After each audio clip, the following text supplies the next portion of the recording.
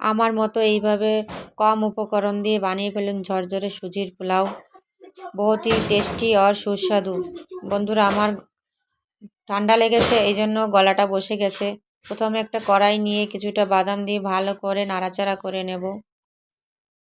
বাদামটা কম আছে ভালো করে লাল লাল করে ভেজে নেব। ঘরে কোনো কিছু রান্না না থাকলে, সুজি থাকলে আর কিছু সবজি দিয়ে ঝটপট বানিয়ে ফেলুন এই ঝরঝরে সুজির পোলাও। বাদামটা ভাজা হয়ে গেছে, এবার উঠিয়ে নেব বাদামটা। ওই তেলের মধ্যে আর কিছুটা তেল দিয়ে দেব। তেলটা গরম হয়ে গেলে আগে থেকে ধুয়ে রেখেছি কিছুটা কারি পাতা, কারি পাতাগুলো দিয়ে দেব। কারি পাতা দেওয়ার সময় সাবধানে দেবে বন্ধুরা। কারি পাতা দেওয়ার পরে তেল ছিটকায়, তো গায়ে লেগে গেলে ঠোসকা পড়ে যাবে। তো কারি পাতাটা ভেজে নিয়ে ওর মধ্যে দিয়ে দিলাম পেঁয়াজ।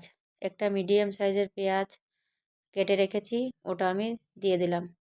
পেঁয়াজটাও হালকা করে একটু ভেজে নেব, ज़्यादा ভাজা দরকার নেই। তার মধ্যে দিয়ে দেব 4-5টা চেরা কাঁচা লঙ্কা। কাঁচা লঙ্কাটা হালকা একটু ভেজে নেওয়ার পরে দিয়ে দেব কালো সরিষা। কালো সরিষাটাও হালকা একটু ভেজে নিয়ে নেব, বেশি ভাজা দরকার নেই।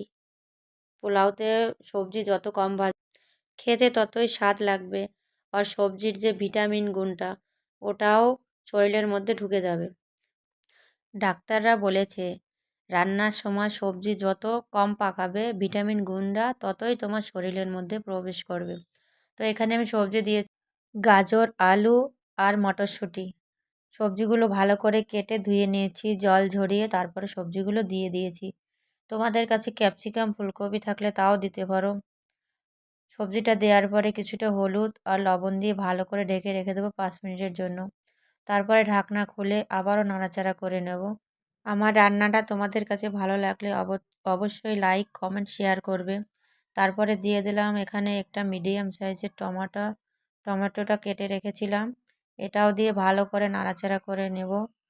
তারপরে ঢেকে দেব। টমেটোটা সেদ্ধ হওয়ার জন্য অপেক্ষা করব। আবার ঢাকনা খুলে দেখি টমেটোটা সেদ্ধ হয়েছে কিনা। টমেটোটা সেদ্ধ হয়ে গেছে, সবজিগুলোও সেদ্ধ হয়ে গেছে। আর যে লঙ্কা দিয়েছিলাম লঙ্কাটা একটু ফাটিয়ে ফাটিয়ে দিয়ে দেব, যাতে ঝাল ঝাল হয়, সুজিটা খেতেও সুস্বাদু লাগে। তারপরে দিয়ে দেবো এখানে 2.5 কাপ সুজি নিয়েছিলাম, শুকনো খোলায় ভালো করে ভেজে নিয়েছিলাম। ভেজে নিয়ে উঠিয়ে রেখে তারপর এখানে দিয়ে দিয়েছি। এবার এটাকেও ভালো করে সবজির সাথে মিশিয়ে নেব। ঝরঝরে পোলাও বানানোর জন্য এই প্রসেসিংটা খুবই সতর্কর সাথে করবে, কারণ এইভাবে নাড়াচাড়া না করে মিশিয়ে না নিলে সুজিটা কিন্তু ঝরঝরে হবে না। তারপরে দিয়ে দেব স্বাদ অনুসারে লবণ। প্রথমেই আমি লবণ দিয়েছিলাম সবজির সাথে, এই জন্য লবণটা তোমরা হিসাব করে দেবে। তারপরে দিয়ে দিলাম স্বাদ অনুসারে মিষ্টি। যে কোনো পোলাওতে একটু মিষ্টি মিষ্টি ভাব থাকলে খেতেও ভালো লাগে। সুজির সাথে চিনিটা ভালো করে মিশিয়ে নেব। তারপরে এর মধ্যে দিয়ে দেব গরম জল। আমি এখানে উষ্ণ গরম জল নিয়েছি। এবার 1 কাপ জল দিয়ে ভালো করে নাড়াচাড়া করে নেব। আমি পুরো জলটা একবারে দেব না, একটু একটু করে দিয়ে ভালো করে নাড়াচাড়া করে নিলে সুজিটা ঝরঝরে হয় আর খেতেও ভালো লাগে।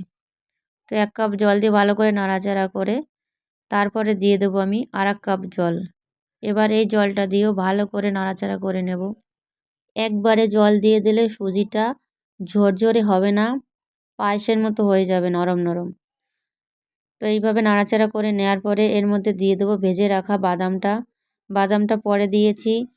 জল দেওয়ার আগে বাদামটা দিলে বাদামটা মুচমুচে থাকতো না, নরম হয়ে যেত, এই জন্য জল দেওয়ার পরে বাদামটা দিয়েছি। এবার আমি ঢাকনা চাপা দিয়ে রেখে দেবো 2 মিনিটের জন্য। যেটুকু কাঁচা আছে সুজি, এই ভাপে ভাপে পুরো সুজিটা সিদ্ধ হয়ে যাবে আর ঝরঝরে হয়ে যাবে। দেখো বন্ধুরা, আমার তৈরি হয়ে গেছে ঝরঝরে ঝাল ঝাল সুজির পোলাও।